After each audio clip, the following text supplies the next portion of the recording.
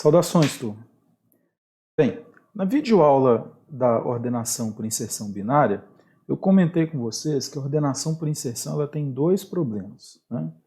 Um desses problemas é que as comparações são feitas em uma espécie de busca sequencial, até eu encontrar o ponto em que eu devo inserir o elemento. O outro segundo problema, que eu não mencionei lá, e aí eu vou mencionar para vocês aqui agora, é o seguinte. Depois que eu encontrei a posição em que eu devo inserir o elemento, eu tenho que, para todos os elementos anteriores àquela posição, movê-los para sua respectiva posição anterior. Então vamos ver aqui um exemplo, para entender isso bem. Vou pegar aqui aquele conjunto de dados. Ó. Então olha só, nessa iteração 4, quando eu identifico aqui que eu tenho que inserir o E aqui nessa posição, todos os anteriores a ele, né, ou seja, no caso aqui o O e o R, têm que ser movidos para a posição anterior. E aí, se nós tivermos aqui muitos elementos para serem movidos, automaticamente ele vai perder performance com isso. A ordenação por inserção binária, ela resolve o primeiro problema, que ela aumenta o desempenho na hora de realizar a busca. Então ela consegue encontrar o elemento mais rápido do que na ordenação por inserção direta. Contudo, o problema de ter que mover todos os elementos para a posição anterior, ou seja, os elementos que estão antes da posição na qual eu vou ter que fazer a troca, esse problema persiste. A gente pode ver isso aqui. Ó.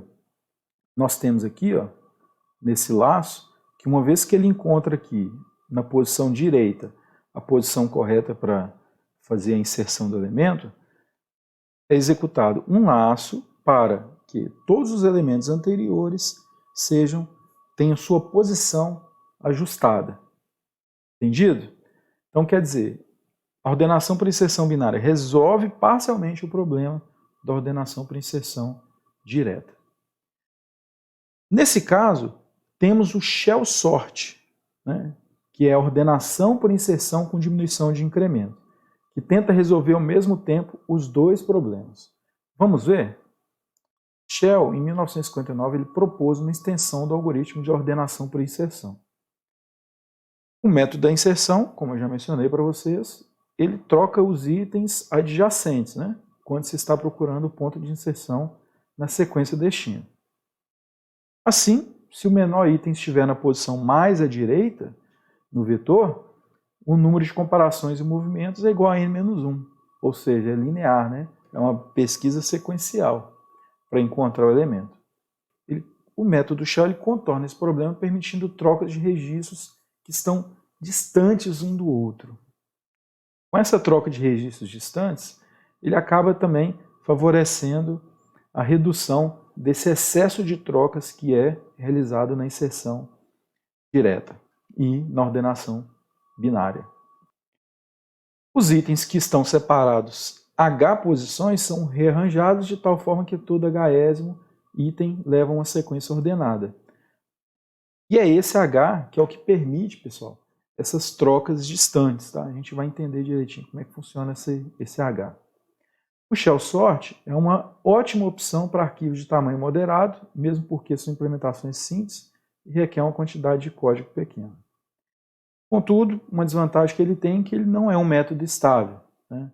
Ou seja, ele nem sempre vai deixar os registros com chaves iguais na mesma posição relativa. Então vamos ver aqui um exemplo.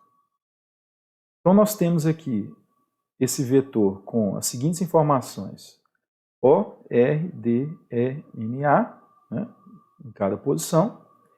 E aí o shell funciona da seguinte forma.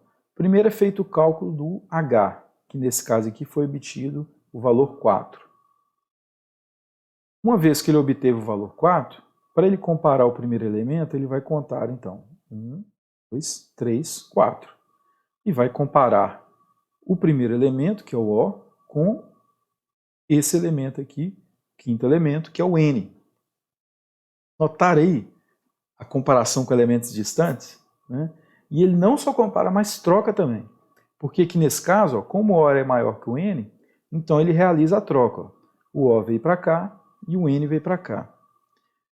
Passa para a próxima posição, né? E aí ele vai comparar agora esse elemento aqui, que é o segundo, com o sexto. Como o R é maior que o A, então ele passa o R para cá e o A vem para cá. Olha só que interessante, pessoal.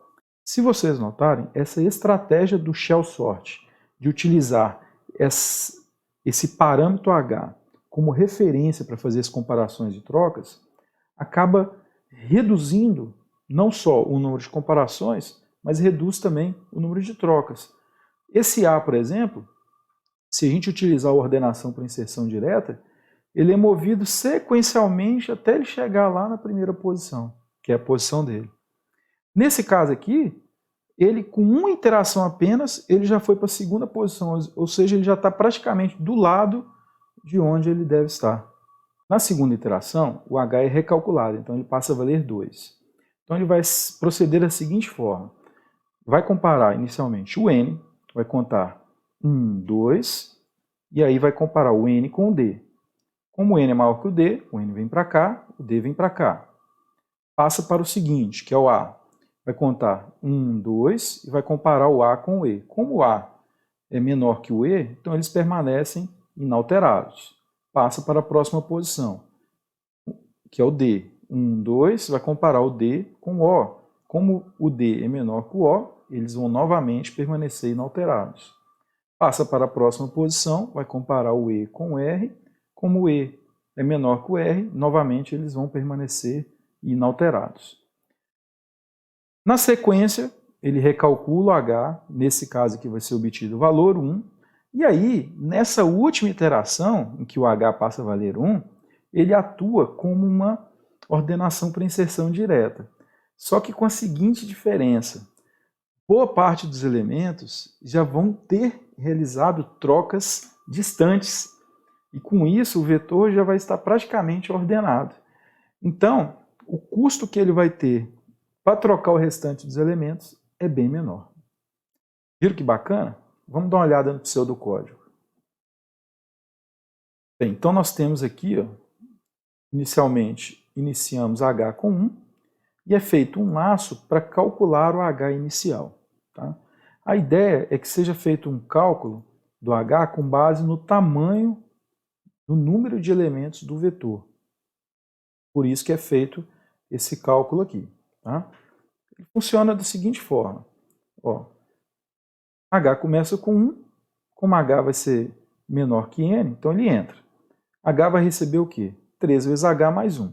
Então vamos supor que o nosso N é 10 e o H começou com 1. Então ele vai receber 3 vezes 1, 3, mais 1, 4. Então o primeiro H é 4. Volta aqui em cima. H é menor que 10? Ele entra novamente. Aí ele vai calcular aqui novamente. Ó. 3 vezes 4, 12, mais 1, 13. Entendido? Ele volta aqui em cima. Ó, H agora é 13. É menor que N? Não, não é, ele sai. Então ele antes de entrar no laço principal, ele já obteve um H igual a 13. Ele vai verificar se H é maior que 1, se for, ele entra. E aí agora ele calcula novamente o H, mas para obter esse H aqui das distâncias, tá certo? A ideia de obter esse H aqui antes aqui é justamente quando eu for fazer esse cálculo, eu obter o H com base no tamanho, no número de elementos do vetor. Bem, e aí aqui ele vai calcular o novo H e vai iniciar o I da posição H, que vai até N, nesse vetor interno, nesse laço interno. Né? E nesse laço interno nós vamos observar aqui os elementos da inserção direta. Por exemplo, aqui, ó, auxiliar recebe vetor na posição I, o J recebe I menos H, né? No caso lá da inserção direta não tem esse menos H aqui, e novamente o laço que vai realizar as trocas enquanto for necessário. Só que a diferença é que aqui, um dos parâmetros que entra na troca é o H, que vai dar aquela condição de fazer essas trocas distantes, né? igual aqui do O veio para cá, o N veio para cá, né? Trocas distantes que não são realizadas na ordenação por inserção direta. Aqui elas vão ocorrer.